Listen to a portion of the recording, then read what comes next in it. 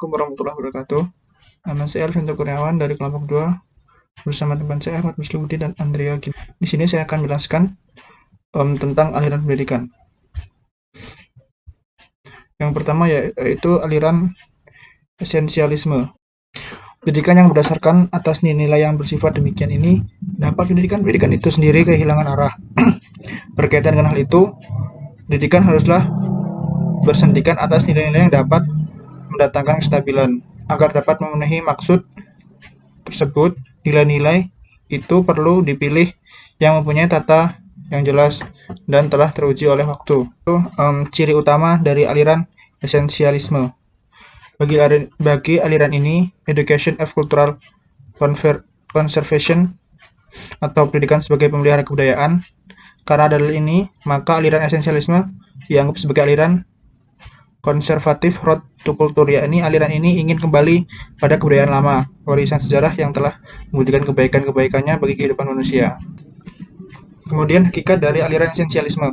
Esensialisme merupakan aliran yang ingin kembali kepada kebudayaan-kebudayaan lama yang warisan sejarah yang telah membuktikan kebaikan-kebaikan bagi kehidupan manusia.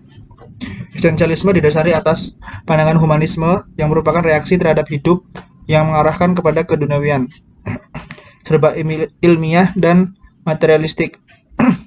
Selain itu juga didasari oleh pandangan-pandangan dari penganut aliran idealisme dan realisme. Nah, berikut ini adalah contoh tokoh-tokoh aliran esensialisme. Ada 12 tokoh. Aliran esensialisme juga memiliki pandangan-pandangan. Yang pertama yaitu pandangan mengenai realita. Realisme yang mendukung esensialisme disebut sebagai realisme objek karena mempunyai cara pandang yang sistematik mengenai alam serta tempat manusia di dalamnya. Yang kedua yaitu pandangan mengenai pengetahuan. Pada kacamata realisme, masalah pengetahuan ini, manusia adalah sasaran pandangan dengan penelaahan bahwa manusia perlu dipandang sebagai makhluk yang mekanistis evolusionistis. Kemudian pandangan mengenai nilai. Menurut realisme, kualitas nilai tidak dapat ditentukan secara konspektual terlebih dahulu, melainkan tergantung dari apa atau bagaimana keadaannya bila dihayati oleh subjek tertentu dan selanjutnya akan tergantung pula pada sikap subjek tersebut. Yang keempat yaitu pandangan mengenai pendidikan. Pandangan mengenai pendidikan yang diutarakan di sini bersifat umur, simplikat, dan selektif, dengan maksud agar semata-mata dapat memberikan gambaran mengenai bagian-bagian utama dari esensialisme. Kemudian pandangan mengenai belajar, yaitu yang pertama ada pandangan determinisme mutlak dan determinisme terbatas. Nah, kemudian kelebihan dan kekurangan aliran esensialisme. Yang pertama yaitu kelebihan. Esensialisme membantu untuk mengembalikan subjek mater dalam proses pendidikan, namun tidak mendukung perennialisme bahwa subjek mater yang benar adalah realitas abadi yang disajikan dalam buku-buku besar dari peradaban berat. Yang kedua, berpendapat bahwa perubahan merupakan suatu kenyataan yang tidak dapat diubah dalam kehidupan sosial. Mereka mengakui evolusi manusia dalam sejarah, namun evolusi itu harus terjadi sebagai hasil desakan masyarakat secara terus-menerus. Kemudian kekurangannya yaitu, menurut esensialisme, sekolah tidak boleh mempengaruhi atau menetapkan kebijakan-kebijakan sosial.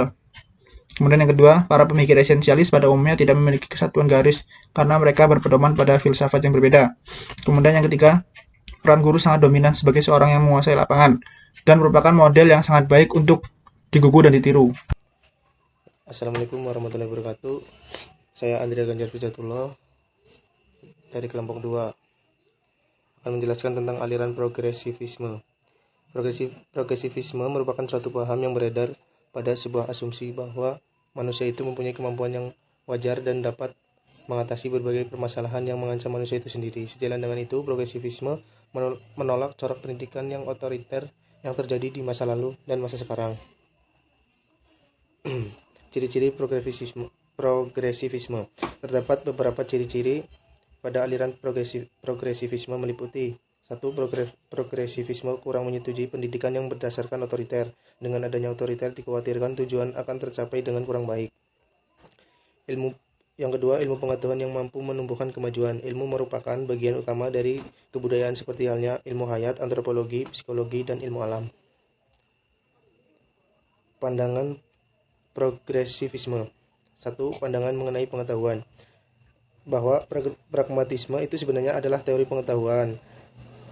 Sifat rasional dari pragmatisme terletak pada pemberian isi dan pengertian-pengertian mengenai suatu proses adanya pengalaman menjadi pengetahuan. Yang kedua, pandangan mengenai nilai. Nilai tidak datang dengan sendirinya, tetapi ada faktor yang merupakan prasyarat. Faktor tersebut adalah suatu asumsi untuk memperoleh sebuah nilai. Yang ketiga, pandangan mengenai kurikulum. Sikap progresivisme yang memandang segala sesuatu berdasarkan fleksibilitas, dinamika, dan sifat-sifat lain yang sejenis tercermin dalam pandangannya mengenai kurikulum sebagai pengalaman yang edukatif, bersifat eksperimental, dan adanya rencana dan susunan yang teratur. Landasan pikiran ini akan diuraikan serba singkat. Aliran perennialisme. Perennialisme merupakan suatu aliran yang dalam pendidikan yang lahir pada abad ke-20. Perennialisme lahir dari suatu reaksi terhadap pendidikan progresif.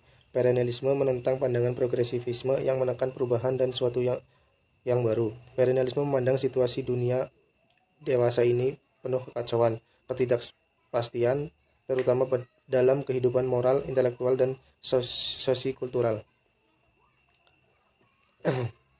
Konsep dasar perennialisme. 1. Hakikat pendidikan. Hakikat pendidikan. Tentang pendidikan, kaum perennialisme memandang education as culture regression. Pendidikan sebagai jalan kembali atau proses mengembalikan keadaan manusia sekarang seperti dalam masa lampau yang dianggap sebagai kebudayaan ideal. Yang kedua adalah hakikat guru. Hakikat guru dibagi menjadi dua, yaitu guru mempunyai peran yang dominan dalam penyelenggaraan kegiatan belajar mengajar di dalam kelas. Yang kedua, guru hendaknya adalah orang yang menguasai cabang ilmu yang bertugas membimbing diskusi yang akan memudahkan siswa dalam menyimpulkan kebenaran yang tepat tanpa celah dan dipandang sebagai orang yang memiliki otoritas dalam suatu bidang pengetahuan dan keahliannya tidak diragukan. Yang ketiga, hakikat murid.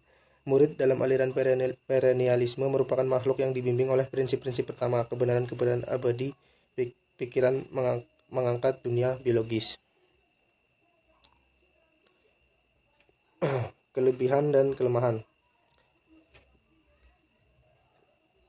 Dalam pandangan perennialisme, pendidikan lebih banyak mengarahkan perhatian pada kebudayaan ideal yang telah teruji dan tangguh. Yang kedua, kurikulum menekankan pada perkembangan intelektual siswa pada seni dan sains. Untuk menjadi terpelajar menjadi kultural, para siswa harus berhadapan pada bidang-bidang seni dan sains yang merupakan karya terbaik dan paling signifikan yang diciptakan oleh manusia.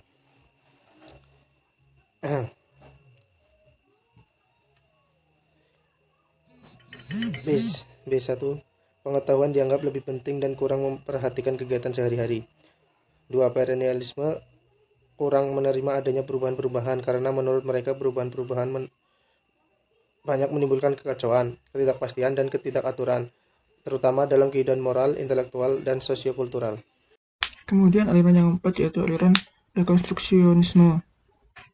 Filsafat pendidikan aliran rekonstruksionisme adalah suatu aliran yang berusaha merombak tata susunan lama dan membangun tata susunan kehidupan budaya yang bercorak modern. Rekonstruksionisme dianggap cocok untuk dunia pendidikan yang lebih baik karena aliran ini berpikir bagaimana kita mampu menciptakan sumber daya manusia yang sanggup bersaing di era modernisasi yang tidak hanya cerdas dalam bidang pengetahuan tetapi memiliki keterampilan yang baik dan sikap yang baik. Landasan epistemologi aliran rekonstruksionisme. Kurikulum yang sesuai dengan aliran ini harus berorientasi pada kebutuhan-kebutuhan masa depan. Kurikulum banyak berisi ke dalam masalah-masalah sosial, ekonomi, dan politik yang dihadapi manusia, yang di dalamnya termasuk masalah-masalah sosial, ekonomi, politik, dan pemantapan di bidang ilmu pengetahuan alam. Yang kedua yaitu pendidik. Di sini pendidik harus mampu membantu siswa untuk menyadari masalah-masalah yang ada di sekitarnya dan mampu menstimulus mereka untuk tertarik memecahkan masalah tersebut. Dalam peserta didik. Untuk menumbuhkan jiwa sosial pada peserta didik, kita harus menanamkan pendidikan karakter dan moral sejak dini. Seperti sistem pendidikan di Jepang, di sana anak SD sejak dini sudah diajarkan hidup mandiri dan saling melayani satu sama lain. Selanjutnya yaitu aliran pragmatisme. Pragmatisme adalah aliran dalam filsafat yang berpandangan bahwa kriteria kebenaran suatu ialah apakah suatu itu memiliki kegunaan bagi kehidupan nyata. Oleh sebab itu, kebenaran sifatnya menjadi relatif tidak mutlak. Implementasi aliran pragmatisme. Dalam pelaksanaannya, pendidikan pragmatisme mengarahkan agar subjek didik saat belajar di sekolah tidak berbeda ketika ia berada di luar sekolah. Ide gagasan yang berkembang menjadi sarana keberhasilan. Yang pertama yaitu instrumentalisme, berpikir sebagai alat untuk memecahkan masalah. Yang kedua yaitu eksperimentalisme, kita menguji kebenaran suatu proposisi dengan melakukan percobaan. Yang ketiga, pendidikan formal berdasarkan minat anak dan pelajaran yang diberikan hendaknya disesuaikan dengan minat anak-anak. Nah, berikut ini adalah tokoh-tokoh dari filsafat pragmatisme. Untuk tujuan dari aliran pragmatisme adalah memberikan pengalaman untuk penemuan hal-hal baru dalam hidup sosial dan pribadi. Tujuan pendidikan pragmatisme mencakup 4 hal pokok, yaitu kedudukan siswa. Kedudukan siswa dalam pendidikan pragmatisme merupakan suatu organisasi yang memiliki kemampuan yang luar biasa dan kompleks untuk tumbuh. Yang kedua, kurikulum.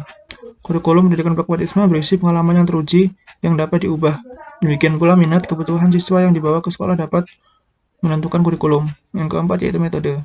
Metode yang digunakan dalam pendidikan pragmatisme adalah metode aktif, yaitu learning by doing, belajar sambil bekerja, serta metode pemecahan masalah, problem solving, serta metode penyelidikan dan penemuan.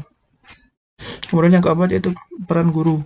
Peran guru dalam pendidikan pragmatisme adalah mengawasi dan membimbing pengalaman belajar siswa tanpa mengganggu minat dan kebutuhannya. Selain hal di atas, pendidikan pragmatisme kerap dianggap sebagai pendidikan yang mencanangkan nilai-nilai demokrasi dalam ruang belajar sekolah. Ada beberapa kekeliruan dalam pendidikan pragmatisme, yaitu kritik dari segi landasan ideologi pragmatisme, yang kedua kritik dari segi metode pemikiran, yang ketiga yaitu kritik terhadap pragmatisme itu sendiri. Mungkin cukup sekian dari yang dapat kami sampaikan. Atas kurangannya kami mohon maaf. Kepada Allah kami mohon ampun. Wassalamualaikum warahmatullahi wabarakatuh.